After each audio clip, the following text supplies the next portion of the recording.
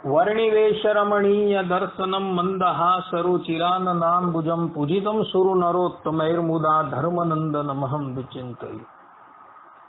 असतो मा षड्गमय तमसो मा ज्योतिर्गमय मृत्युर्मा अमृतं गमय। ओम शांति शांति शांति। આજની જ્ઞાન સભાની અંદર પધારનારા બધા જ ભગવત ભક્તોને વેદાંતાચાર્ય પુરાણ ઇતિહાસાચાર્ય में ફિલોસોફી શાસ્ત્રી રાકેશભાઈના હેતપૂર્વક જય સ્વામિનારાયણ। ગયા વખતની જ્ઞાન સભાની અંદર આપણે સત્સંગી જીવન તૃતીય પ્રકરણ 25મા અધ્યાય ના માધ્યમથી સ્પર્શ વિવેકની વાત કરતા હતા। ભગવાન સ્વામિનારાયણે આ સ્પર્શ વિવેકની જે વાત જે કરેલી છે એ દુર્ગપુરની અંદર દાદા ખાચરના દરબારની અંદર કરેલી છે અને ત્યાં ભગવાન સ્વામિનારાયણને કોઈએ પ્રશ્ન નથી કર્યો, પરંતુ ભગવાન શ્રી હરિ પોતાના શ્રી મુખે સ્વયં જ બોલેલા છે। એટલે આ બધા જ વાક્યો જે છે એ કૃપા વાક્યો છે।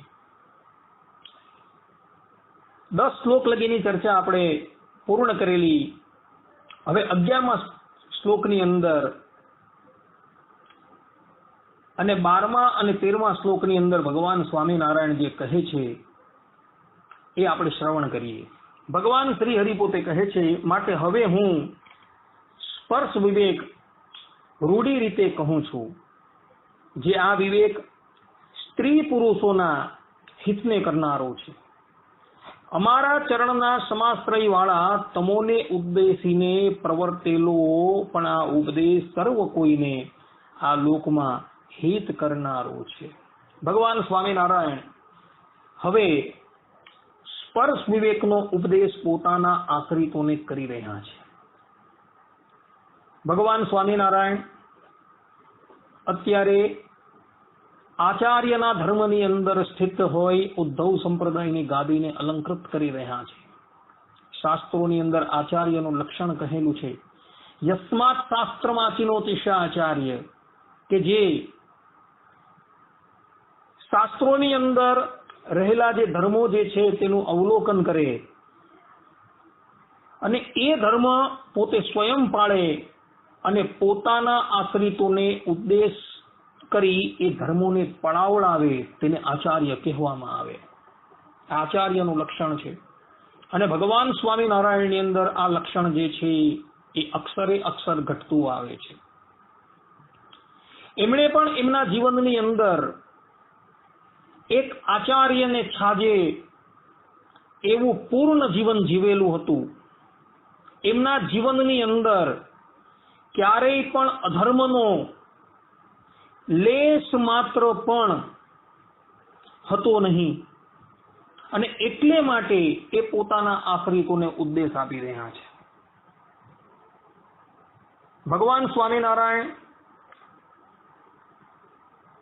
સત્સંગી જીવનના તૃતીય પ્રકરણના 25મા અધ્યાયની અંદર ગૃહી અને ત્યાગી એટલે ત્યાગાશ્રમની અંદર દીક્ષિત થયેલા અને ગ્રહસ્થ આશ્રમની અંદર દીક્ષિત થયેલા બધા જ લોકોને ઉદ્દેશીને હવે આ ઉપદેશ આપવાની શરૂઆત કરે છે ને કહે છે કે આ ઉપદેશ જે છે એ તમને બધાને આ લોકની અંદર હિત કરનારો છે, માટે ધ્યાન દઈને સાંભળજો। ભગવાન સ્વામિનારાયણ 12મા અને 13મા શ્લોકની અંદર હવે એ ઉપદેશ આપતા પોતે કહી રહ્યા છે। પ્રથમ ભગવાન શ્રી હરિ કહે છે કે તેમાં વિધવાઓ તો સર્વપણે અપવિત્રપણે અને અમંગલપણે તે પુરાણોમાં બહુધા કહી છે, માટે તેનો સ્પર્શ પુરુષે ન જ કરવો જોઈએ। ઉદ્ધવ સંપ્રદાય કે જે પારમૈતિક ધર્મના પ્રવર્તન રૂપ છે તેમાં રહેલા નરોએ તો અત્યંત તે વિધવાનો સ્પર્શ ન કરવો તથા તે વિધવાઓએ પુરુષોનો પણ સ્પર્શ ન કરવો। ભગવાન સ્વામિનારાયણ અહીં સ્પષ્ટ રૂપે કહી રહ્યા છે કે અમારા સંપ્રદાયના આશ્રિત જે પણ કોઈક હોય તેણે પોતાની સમીપ સંબંધી સ્ત્રીઓ સિવાય પરાઈ જે વિધવા સ્ત્રી જે છે તેનો સ્પર્શ ન કરવો.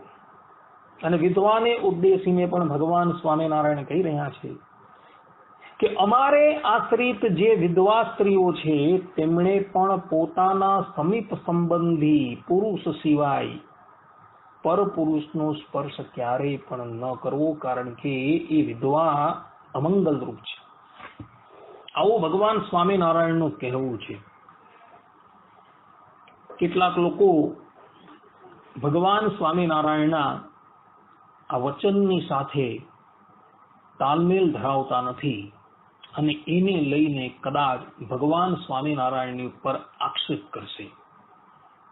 પરંતુ આ વચન જે છે એ ભગવાન સ્વામિનારાયણના પોતાના ઘરના નથી.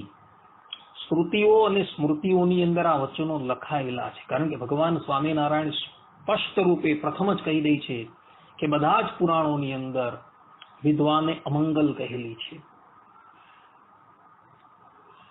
ભગવાન સ્વામિનારાયણે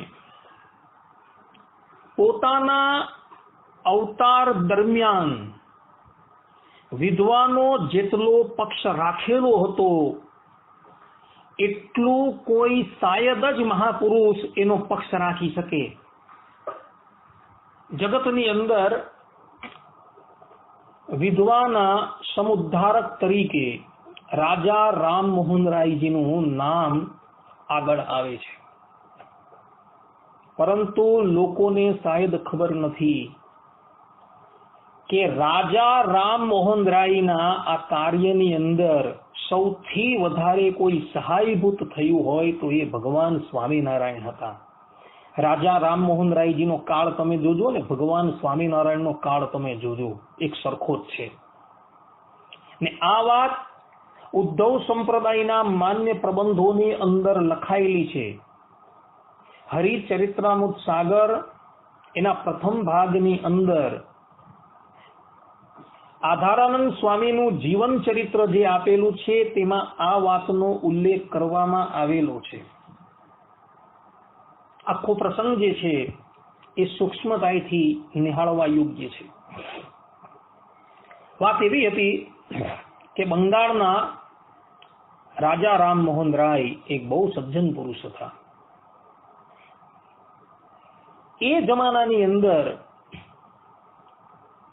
તથાકથિત હિન્દુ સમાજ જ્યારે પોતાના ઘરે પોતાની વહુ કે પોતાની પુત્રી જો અચાનક વિધવા થઈ જાય, એટલે કે એમનો ભર્તા જે છે એ પરલોકવાસી થઈ જાય, ત્યારે બળજબરીથી પોતાની પુત્રવધુ અને પોતાની પુત્રી હોય તો તેને પણ એ પતિની સાથે ચિતા પર જીવતી ચડાવી દેતા હતા.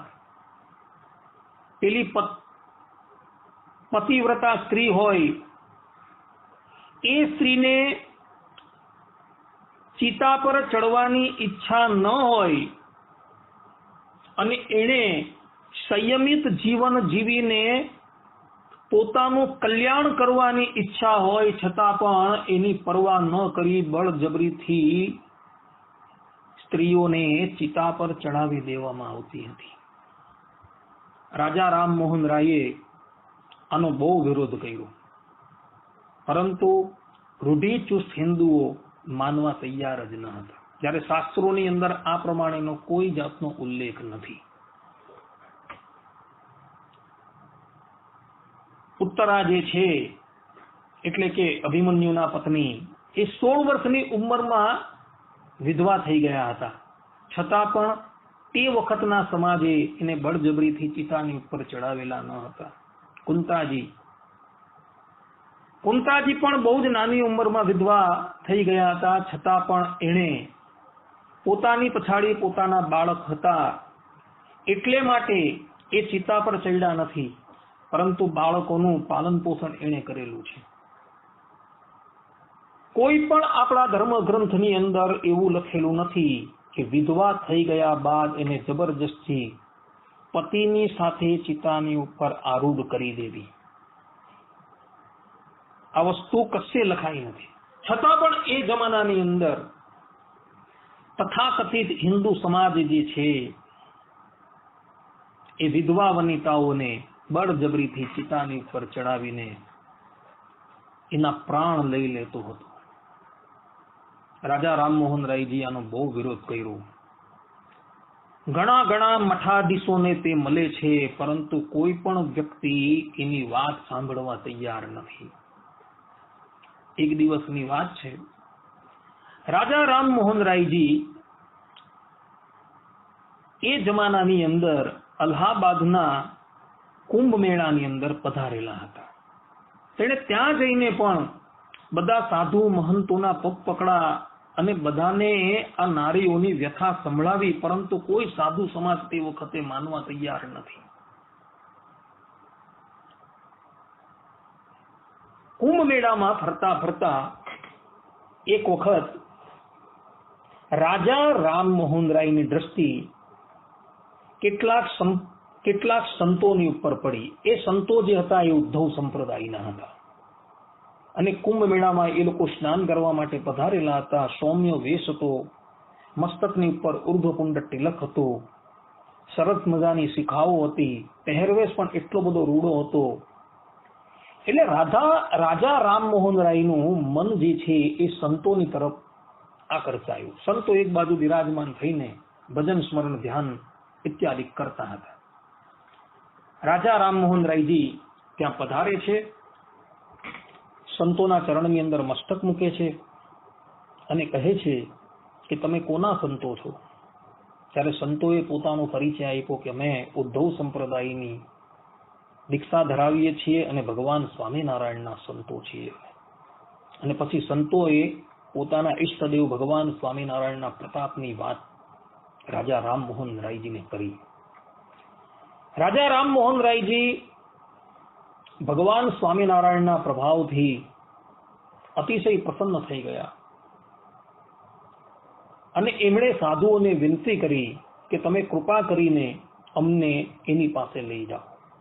સંતોએ કહ્યું એ અત્યારે સૌરાષ્ટ્રની અંદર આવેલા દુર્ગપુર નામના એક શહેરની અંદર પોતે નિવાસ કરીને રહે છે, અહીંથી બહુ દૂર છે. રાજા રામમોહન રાયજીએ કહ્યું ભલે, હું એમની પાસે આવવા તૈયાર છું.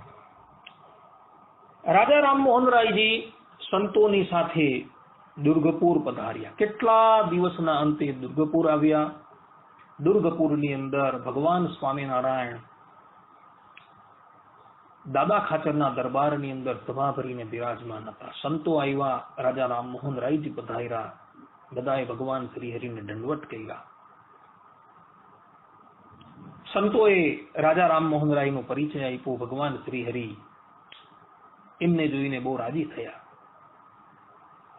થોડા દિવસ દુર્ગપુરમાં રહ્યા. ભગવાન સ્વામિનારાયણના સત્સંગની અંદર એમને બહુ આનંદ આવ્યો. પછી એકાંતની અંદર 4-5 સંતો બેઠેલા હતા. ત્યાં ભગવાન સ્વામિનારાયણને રાજા રામમોહન રાયજીએ બધી વાત કરી અને કહ્યું કે પ્રભુ, હાલના સમયની અંદર આ ભારત વર્ષની અંદર એક એવી કુપ્રથા પડી ગયેલી છે કે વિધવા વનિતાઓ જે હોય છે એનો ભરતા મૃત્યુ પામતા એને ચિતાની ઉપર ચડાવી દેવામાં આવે. રાજા રામમોહન રાયજીએ તે વખતે દાદા ખાચરના દરબારની અંદર હજારો વિધવાઓને જોઈ હતી જે સાંખ્ય યોગ પાડીને પોતાનું જીવન વ્યતીત કરતી હતી.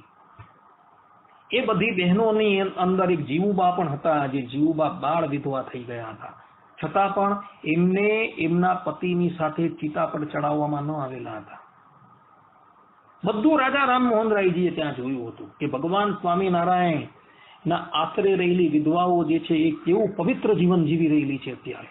આ બધી વસ્તુ ત્યાં રહીને એમણે જોઈ હતી અને પછી એમણે ભગવાન સ્વામિનારાયણને આ બધી વાત કરી કે પ્રભુ, અત્યારના સમયની અંદર આ કુપ્રથા પડી ગયેલી છે, માટે કૃપા કરીને જો આ કુપ્રથા આ સમાજમાંથી નાબૂદ થઈ જાય તો વિધવાઓને પણ એક સન્માન રીતે જીવવાનો અધિકાર પ્રાપ્ત થાય.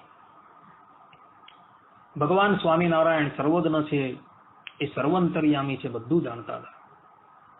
છતાં પણ રાજા રામમોહન રાયજીના મુખે એ સાંભળવા માંગતા. ભગવાન સ્વામિનારાયણે કહ્યું કે હા, હું પણ જાણું છું બધું, પરંતુ અમે આ બાબતમાં તમારી શું મદદ કરી શકીએ? રાજા રામમોહન રાયજીએ કહ્યું કે પ્રભુ, આપ સર્વ સમર્થ છો, જો આપ કૃપા કરો તો આ કાર્ય પૂર્ણ થાય. ત્યારે ભગવાન સ્વામિનારાયણે કહ્યું કે હાલની અંદર ભારતના પશ્ચિમ પ્રાંતના જે ગવર્નર છે, જેનું નામ છે સર માલ્કમ, એ મારા આશ્રિત છે. અમે તમને એક પત્ર લખી આપીએ છીએ. એ પત્ર લઈને તમે મુંબઈ જાઓ અને એ પત્ર તમે સર માલ્કમને આપો. તમારું એ કાર્ય જે છે એ અવશ્ય કરી દેશે.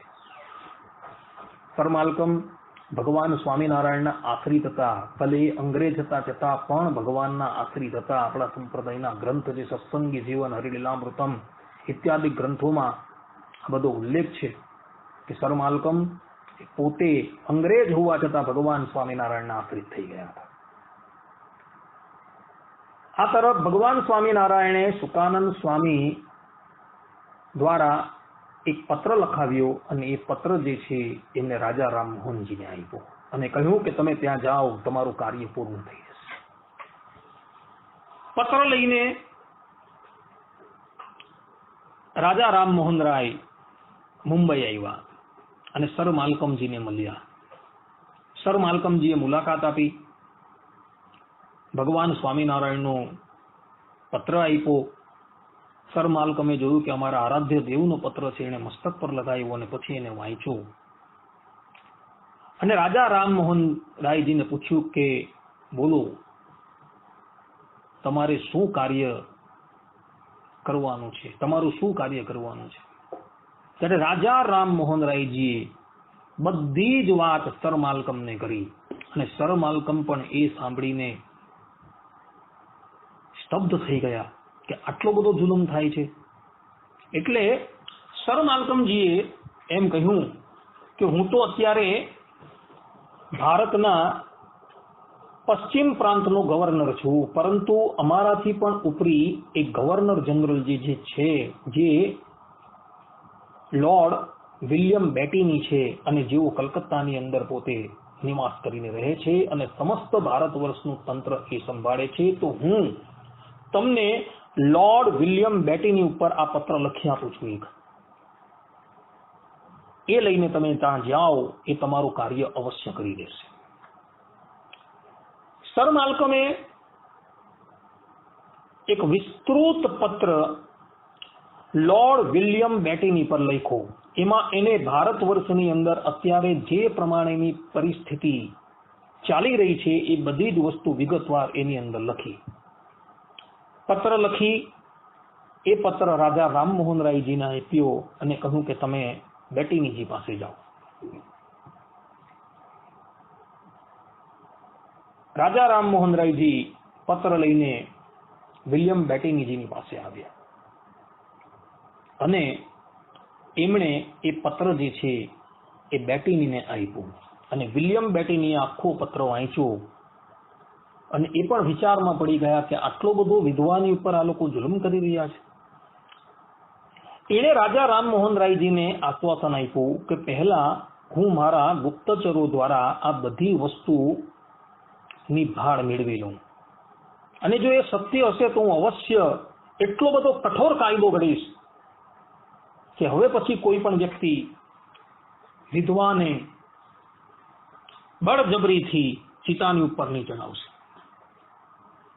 થોડા દિવસની અંદર વિલિયમ બેટીનીજીએ સમસ્ત ભારત વર્ષની અંદર પોતાના ગુપ્તચરોને મોકલા અને બધી વસ્તુની ભાળ મેળવી અને પછી રાજા રામમોહન રાયજીને બોલાવ્યા અને એણે કીધું કે આ તો વિધવાની ઉપર બહુ અત્યાચાર થઈ રહ્યો છે, માટે હું અત્યારે જ કાયદો ઘડું છું.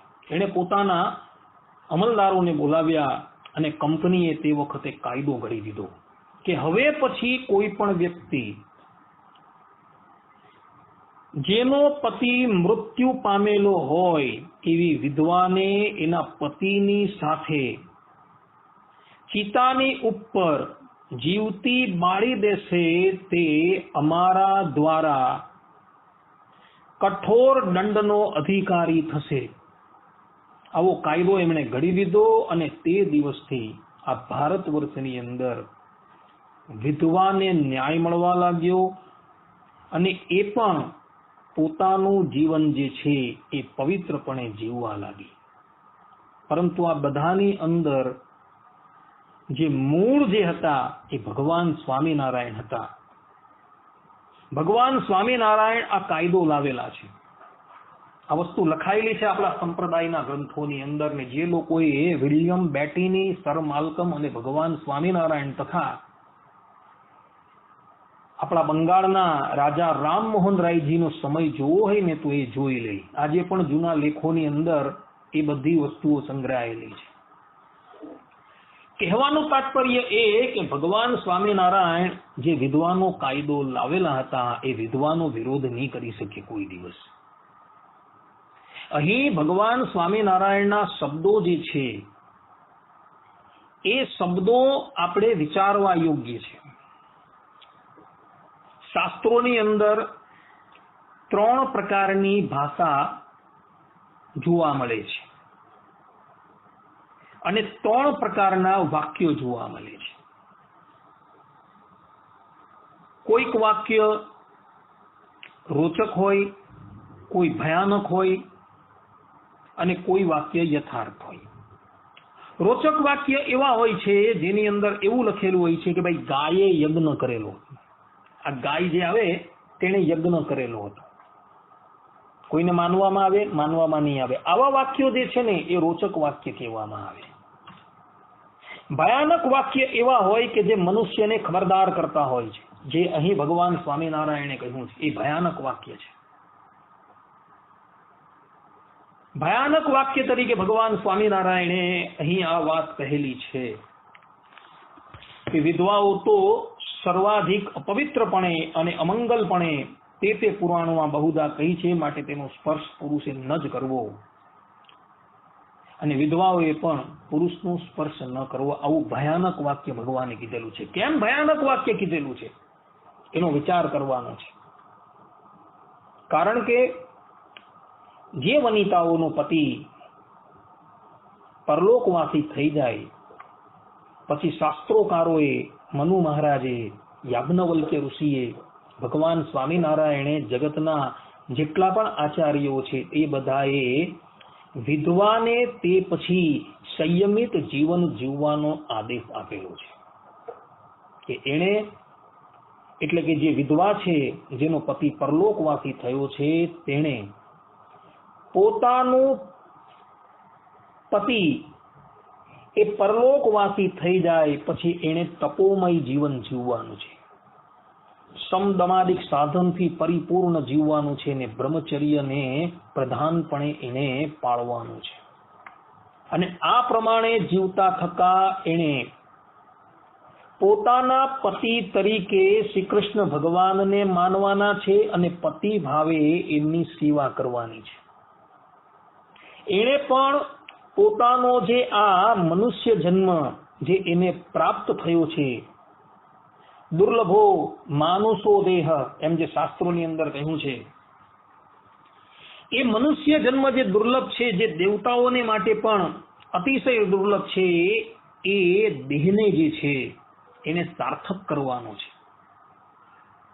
એને નહીં કે પોતાના પતિ મૃત પામે પછી એની સાથે ચિતાની ઉપર ચડી જવાનું, પરંતુ પોતાના આ દેહને જાળવી રાખવાનો છે અને તેને સમદમાદિક સાધનોથી અને બ્રહ્મચર્યની નિષ્ઠા પૂર્વક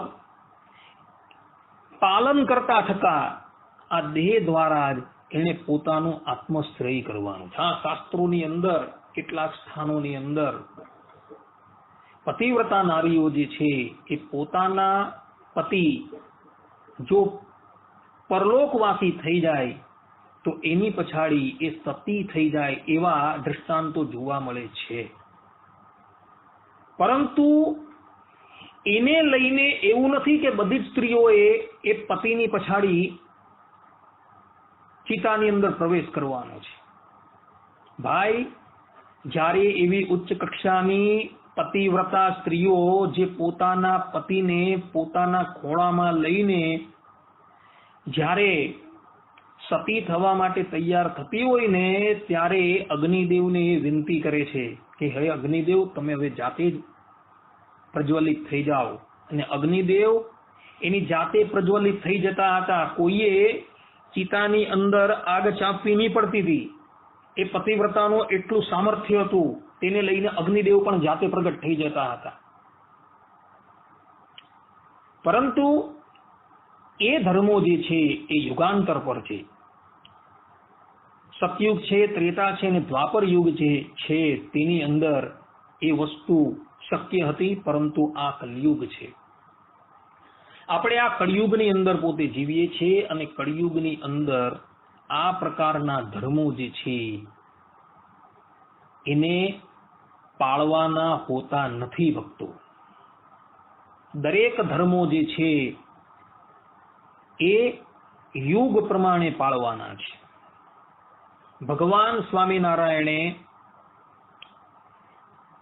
વિધવાઓને સ્પર્શ ન કરવાની આજ્ઞા એટલે જ માટે આપેલી છે કે વિધવા જે છે એ પોતે સંયમિત જીવન જીવતી હોય છે, બ્રહ્મચર્યનું પાલન કરતી હોય છે, અને એ બ્રહ્મચર્યનું પાલન કરતી જે વિધવાઓ જે છે, જે અષ્ટાંગ બ્રહ્મચર્યનું પાલન કરતી હોય છે, એનો જો સ્પર્શ થઈ જાય તો શાસ્ત્રોની અંદર લખેલું છે કે વિધવાએ પણ એ દિવસે ઉપવાસ કરી દેવો. તો એને ઉપવાસ ન પડે એટલે માટે વિધવાનો સ્પર્શ કરવાની ભગવાને મનાઈ કરેલી છે. અને વિધવાથી પણ જો કદાચ પરપુરુષનો સ્પર્શ થઈ જાય તો એ એના બ્રહ્મચર્યને હાનિ આપે એમ છે, એટલે માટે વિધવાઓને પણ ભગવાન સ્વામિનારાયણે સ્પર્શ કરવાની મનાઈ કરેલી છે. આ એનું રહસ્ય. બીજી વાત કરીએ, ભગવાન સ્વામિનારાયણે અહીં એમ કીધું છે કે વિધવા જે છે એ અમંગળ રૂપ છે, અને તે પુરાણોની અંદર કહ્યું છે. વિધવાઓ અમંગળ રૂપ ક્યારે, એ વાતનો પણ આપણે વિચાર કરવાનો છે. તો વિધવાઓ અમંગળ ત્યારે કહેવાય છે કે જ્યારે સમાજની અંદર લૌકિક કાર્ય સંપાદન થતા હોય છે, જેવા કે વિવાહ છે, લગ્ન છે, ઇત્યાદિ કાર્યો જે છે એ સંપાદન થતા હોય છે, ત્યારે એ વિધવા વનિતાઓ અમંગળ રૂપ છે. એ અમંગળ રૂપ શા માટે? કારણ કે વિધવા એ લગ્ન આદિ પ્રસંગની અંદર જો જાય ને, તો જે સંસારને એને ત્યાગ કરી દીધેલો છે, એ સંસારની એ વસ્તુ જોઈને એને પણ પુનઃ એ સંસાર કરવાની ઈચ્છા થઈ જાય. એટલે માટે આપણા ઋષિ મુનિઓએ તથા આપ્ત પુરુષોએ, મહાપુરુષોએ વિધવાને લગ્ન આદિ પ્રસંગોની અંદર જવા પર મનાઈ કરેલી છે. એનું કારણ આ છે કે જે વિધવા પોતાનું જીવન સંયમથી જીવતી હોય છે, જેના જીવનની અંદર તપઃ પ્રધાન છે, એણે ભોગનો ત્યાગ કરી દીધો છે, એણે કેવલ પતિ ભાવે ભગવાન શ્રી કૃષ્ણને સ્વીકારી લીધેલા છે, એવી વિધવાઓ જે છે જો એ વિવાદિક કાર્યની અંદર જાય તો એને પણ પુનઃ સંસાર ભોગવવાની ઈચ્છા થાય. એ ઈચ્છા ન થાય એટલે માટે ભગવાન સ્વામિનારાયણે અહીં ભયાનક વાક્યનો પ્રયોગ કરીને કહ્યું છે કે વિધવા જે છે અમંગલ રૂપ છે. બીજું કોઈ કહેવાનો ઉદ્દેશ્ય નથી. હા, શાસ્ત્રકારો એ પણ કહે છે કે ઘરની અંદર જ્યારે ભગવાન સંબંધી કોઈ કાર્ય હોય, ભગવાન સંબંધી કોઈક સેવાઓ હોય, ભગવાન સંબંધી કોઈ મોટા મોટા ઉત્સવ હોય, ત્યારે વિધવા જે પોતે પવિત્રપણે પોતાનું જીવન વ્યતીત કરતી હોય, જેનું જીવન હંમેશા ભગવાનનું હોય, એવી એ વિધવાને પ્રથમ લાવવાની વાત પણ શાસ્ત્રોકારોએ કરેલી છે. અને મોટા પુરુષોના જીવનની અંદર આ વસ્તુ જોવા મળે છે. જ્યારે ભગવાન સંબંધી કોઈ પણ કાર્ય હોય ને ત્યારે વિધવાને પ્રથમ લાવવાની હોય છે, કારણ કે એના જેવું પવિત્ર જીવન કોઈ જીવતું નથી હોતું ઘરની અંદર. એટલે માટે એને પ્રથમ લાવીને એની પૂજા કરવાની પણ વાત કરેલી છે. માટે ભગવાન સ્વામિનારાયણે અહીં જે વાત કરેલી છે કે વિધવા અમંગળ રૂપ છે, એમાં કહેવાનો ઉદ્દેશ્ય આ જ છે કે વિવાહાદિક પ્રસંગની અંદર એને ક્યારેય પણ ન બોલાવવી, કારણ કે એ એના ધર્મથી વિરુદ્ધ છે. પરંતુ ભગવાન સંબંધી કોઈ કાર્ય હોય છે તેની અંદર એ મંગલ રૂપ છે, તો એવા મંગલ કાર્યની અંદર એને અવશ્ય બોલાવીને, આપણા સંપ્રદાયની અંદર પણ તમે જોજો, સાંખ્યયોગી બાઈઓ જે વાસ્તવની અંદર વિધવાના ધર્મ પાળે છે, એ સાંખ્યયોગી બાઈઓ જે છે, જેનું જીવન હંમેશા સાધુ જેવું હોય છે, અષ્ટાંગ બ્રહ્મચર્ય પાળતી હોય છે, એવું સમદમાદિક સાધનોથી એ પરિપૂર્ણ થઈને પરબ્રહ્મ પરમાત્મા ભગવાન શ્રી હરિને જ પોતાના પતિ રૂપે ભજતી હોય છે, તેને લગ્નાદિક પ્રસંગની અંદર જવાની સ્પષ્ટ રૂપે મનાઈ કરવામાં આવી છે. પરંતુ જ્યારે સંપ્રદાયની અંદર ભગવાન સંબંધી કોઈ કાર્ય કરવાનું હોય છે ત્યારે એમની ઉપસ્થિતિ આપણે જોવા મળે છે. ત્યાં અમંગલ રૂપ નથી, મંગલ રૂપ છે. માટે ભગવાન સ્વામિનારાયણે જે આ સ્પર્શ વિવેકની અંદર વિધવાને અપવિત્ર કહી છે અને અમંગલ રૂપ કહી છે, એનું કારણ આ જ છે, બીજું કોઈ નથી. ભગવાન સ્વામિનારાયણે વિધવાઓને સન્માનિત રીતે જીવન જીવવાનો અધિકાર જેટલો એમણે આપેલો છે એટલું આજ લગીનના કોઈ પણ મહાપુરુષોએ આપેલું નથી. આ અધિકાર ભગવાન સ્વામિનારાયણે વિધવાને આપેલો છે, જે દેશની અંદર અત્યારે જોવા મળે. ઉદ્ધવ સંપ્રદાયના મંદિરોની અંદર આવીને તમે જુઓ, કેટલીક બહેનો જે છે જે વિધવા થઈ ગયેલી છે અને ઘરની અંદર રહે છે, છતાં પણ એનું જીવન એટલું બધું પવિત્ર હોય છે કે પુરુષ માત્રના હાથને સ્પર્શ કરેલું ભોજન પણ નથી કરતી, પગમાં ચંપલ પણ નથી પહેરતી, કેવલ શ્વેત વસ્ત્ર ધારણ કરીને એ પવિત્રપણે પોતાનું જીવન વ્યતીત કરતી પણ જોવા મળે છે. અને જે લોકોએ વિશેષ દીક્ષા લઈ લીધેલી છે એ લોકો પણ અગ્નિ જેવા તપાવેલા વસ્ત્ર ધારણ કરીને મંદિરોની અંદર રહે છે અને ઠાકોરજીની સેવા કરતી જોવા મળે છે, અને પોતાની પાસે આવતી બહેનોની સામે એક કથા વાર્તા કરતી પણ જોવા મળે છે. કહેવાનું તાત્પર્ય એ છે કે ભગવાન સ્વામિનારાયણે વિધવાને ઉગારવા માટે જેટલું કાર્ય કરેલું છે એટલું શાયદ જ કોઈ કરી શકે. માટે ભગવાન સ્વામિનારાયણના આ વચનો જે છે, સત્સંગી જીવનના કૃત્ય પ્રકરણના 25મા અધ્યાયની અંદર 12મા અને 13મા શ્લોકની અંદર જે વચન છે, એ વચનને લઈને કોઈ પણ ભગવાન સ્વામિનારાયણની ઉપર મિથ્યા આરોપ નહીં કરે કે ભગવાન સ્વામિનારાયણ વિધવા માટે આવા શબ્દ બોલેલા છે. શાસ્ત્રોની અંદર અને મહાપુરુષો પોતે કહી રહ્યા છે, ગ્રંથસ્ય અન્ય ગ્રંથે ટીકા, અર્થાત કે એક ગ્રંથનો જે અભિપ્રાય જે છે, જે એ ગ્રંથની અંદર આપવામાં ન આવેલો હોય તો એ બીજા ગ્રંથની અંદર આપેલો હોય તો તે ત્યાંથી જોઈ લેવો. માટે ઇતર ગ્રંથોની અંદર જે વિધવા સંબંધી જે પણ કંઈક વાત લખાયેલી છે એને અગાળ પછાડથી જોઈને ત્યારબાદ આ વાક્યનો નિર્ણય કરવાનો છે. માટે ભલા થઈને કોઈ પણ વ્યક્તિ ભગવાન સ્વામિનારાયણની પર આક્ષેપ ન કરતા. એમણે જેટલું વિધવાઓની માટે કરેલું છે એટલું શાયદ જ કોઈ કરે. માટે ઉદ્ધવ સંપ્રદાયના આશ્રિતોને પણ ખાસ વિનંતી કે એમણે પણ પોતાના સમીપ સંબંધ સિવાયની કોઈ પણ વિધવા માતા હોય, બહેનો હોય, એનો સ્પર્શ ન કરવો, કારણ કે એ પોતાનું જીવન જે છે એ સંયમથી જીવતા હોય છે. અને વિધવા વનિતાઓને પણ ખાસ વિનંતી કે એમણે પણ પોતાના સમીપ સંબંધ વિનાના કોઈ પણ પુરુષને સ્પર્શ ન કરવો, કારણ કે એમનું જીવન જે છે એ સંયમ પૂર્વકનું હોય છે, બ્રહ્મચર્યને પાળવા પૂર્વકનું હોય છે.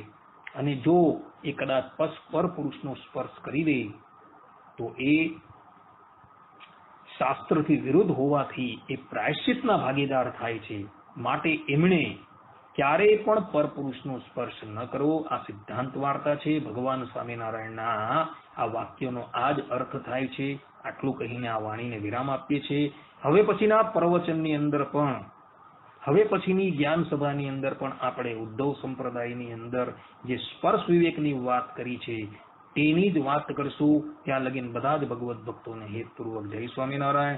સર્વે સંતુ નિરામયઃ, સર્વે સુખિનો ભવંતુ, સર્વે ભદ્રાણિ પશ્યન્તુ, મા કશ્ચિત દુઃખાગ ભવેત. અસ્તુ. જય સ્વામિનારાયણ.